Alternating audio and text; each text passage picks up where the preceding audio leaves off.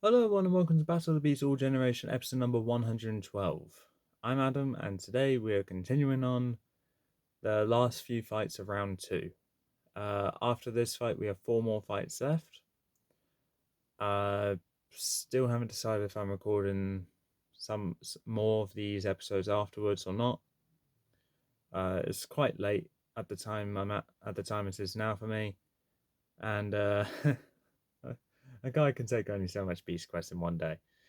So far, I've recorded 5 videos, 5 battles so far, so this is the 6th one. So, 6 in one day isn't bad. Uh, whether they're uploaded on the same day, I'm not sure, but yeah. So, with these 2 beasts, these are a battle of 2 good old flying beasts, both of which I do like a lot. So, going to be a tough choice between these. But hopefully it'll be a nice, fun battle that we can think, yeah, I agree with this completely.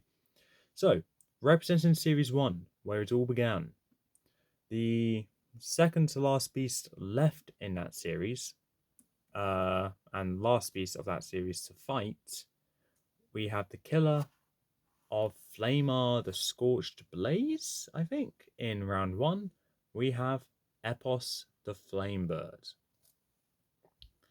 and her opponent, the representing the infinite growing group of specials, the killer of Kajin the Beast Catcher back in round 1. A beast which is kind of special in this tournament as the only one to not have a stat department dedicated to her. We have quite a good special as well, in my opinion. We have Petorix the Winged Slicer. So, whilst this one doesn't have a stat department page, unlike Epos does, I'm afraid I can't really do anything about that. Normally, if there isn't one, I would create one, but I haven't done one for Petorix, and if I have, then oops, then I can't. I seem to have misplaced it, so I can't use it again. But summarize it up is pretty much a flying death machine. We'll call it that. So yeah, Epos versus Flamar. That's round 1. Epos versus Petorix. Not a bad matchup if you ask me. Honestly, quite a good one.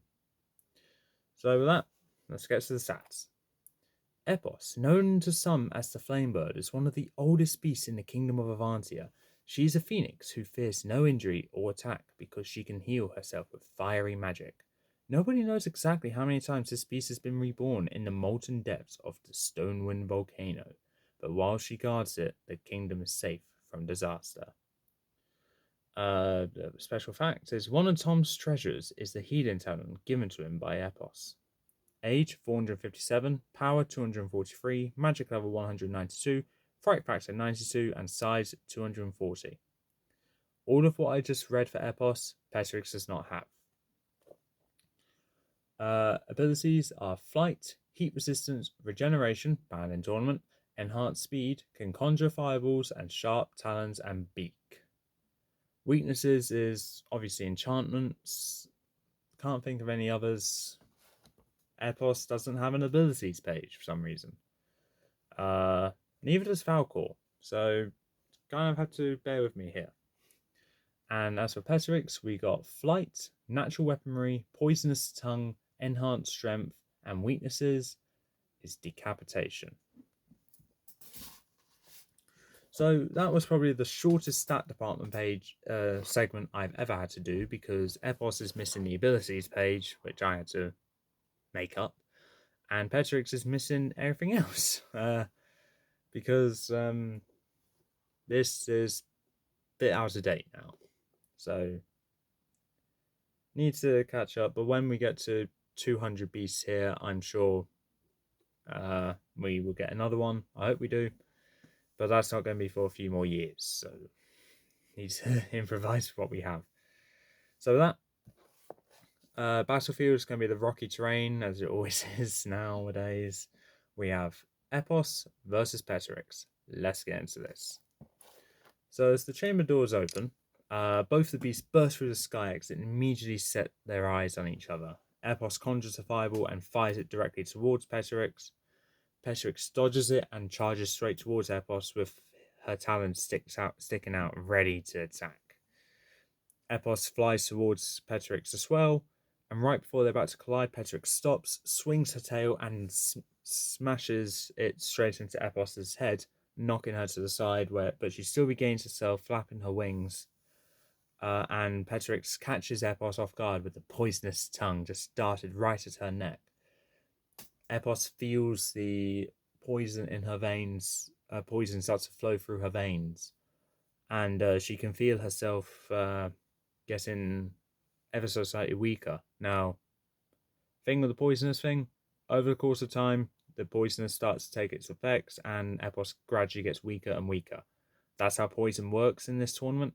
And whilst I know the stat department said that poisonous tongue for Petorix takes 4 days to kill a human, this is for Phoenix. It'll probably take longer because Phoenixes are tougher, but that's not how this works in this tournament. We're gonna say it takes time. Time, don't know. Probably over time she just gets weaker.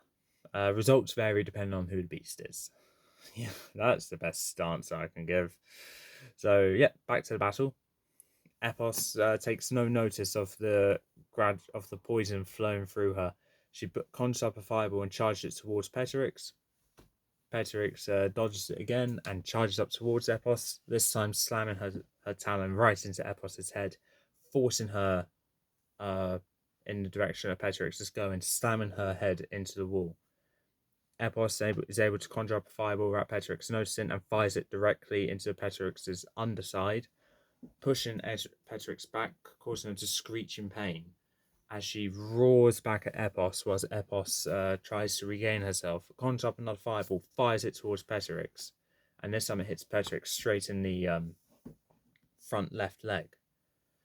Petorix roars in pain from that, but is not as badly affected, and in retaliation charges straight towards Epos. Whilst Epos fires another fireball towards Petorix, Petorix just takes it, takes no notice of the pain, and continues to plow right into Epos. Not even trying to grab her or anything, just full on tackles into Epos, causing her, but also Epos, to collide into the wall behind Epos. They both fall down to the ground, with Epos landing on Petorix. Petorix is able to regain herself more. She wraps her tail around Epos, causing her wings to stay, stuck to the sides of her body. She is able to force Petorix off of her. Whilst Petorix gets up, Epos regains herself to find that she's trapped by Petorix. And right when she wakes up, she's greeted by Petorix just roaring at Epos in her face. Epos tries to conjure up a fireball, but Petorix isn't having any of that and uses one of her right front talon to just slash at Epos's talons, causing the fireball to just dissipate immediately and Epos to squawk in pain. Now Petorix lifts up her talon again, brings it up to Epos's head, and just ever so gently, using her talons, just slashes at Epos's neck. Epos gives a squawk, like a gasp, as her blood starts just not really gushing, but steadily coming out of her neck. Petorix gives a smug laughter, knowing that there's not only poison building up inside of her, but she's starting to bleed out. There's a part of Petorix which really wants to just leave Epos like this, because Epos can't do anything now. But there's another part of Petorix thinking, well, I don't have the time for this. I just want to go on to the next battle. So, in a rare twist of, in a rare turn of change of heart for an evil beast, Petorix opens her mouth as wide as she can and bites it round Epos's neck. Using her talon, holds Epos's head in place whilst having her tail wrapped around Epos's body and just twists Epos's head as everyone in the spectator stand can just hear a sudden neck snap as Epos's body just goes limp. Petorix releases her grip off of Epos and Epos's body just slumps to the ground. Petorix gives a laugh, a roar of laughter. Like, yeah, I just did that. I killed the last Phoenix in this tournament, and there's nothing you guys can do about it. Instead of, booing from the crowd for killing the last Phoenix left in this tournament, there's just cheering. Because these guys don't care about is the last Phoenix that just died. They care about violence. These guys are messed up. But yes, Petrix makes her way back to her chamber, satisfied with her almost one-sided victory. And with that, Petrix has won, Epos has lost. You think Epos should have won, please in comments below. I think that how my words final and Petrix moved on to the next round. So with this, I would have been happy if either of them won, but I had to go with Petorix because, one, Petorix just simply looks larger than Epos, and I believe it's established in Petorix that Petorix is much larger than Epos, because Epos is in this book.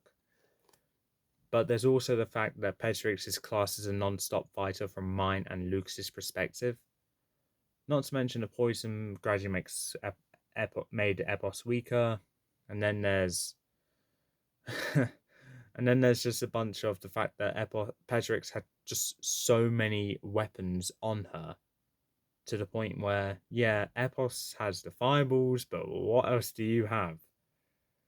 It honestly, I think Epos stood a chance, but Petorix had too many weapons, and I would say the agility on her side to make it almost not really fair for Epos. Because Epos couldn't do anything. Which is a shame, but hey, that's the way the cookie crumbles, I'm afraid. And with that, Furno is yet again the last beast standing of Series 1. And Petorix continues on to the next round with almost every other special. There's a fair amount of specials here, which haven't made it through to round 3.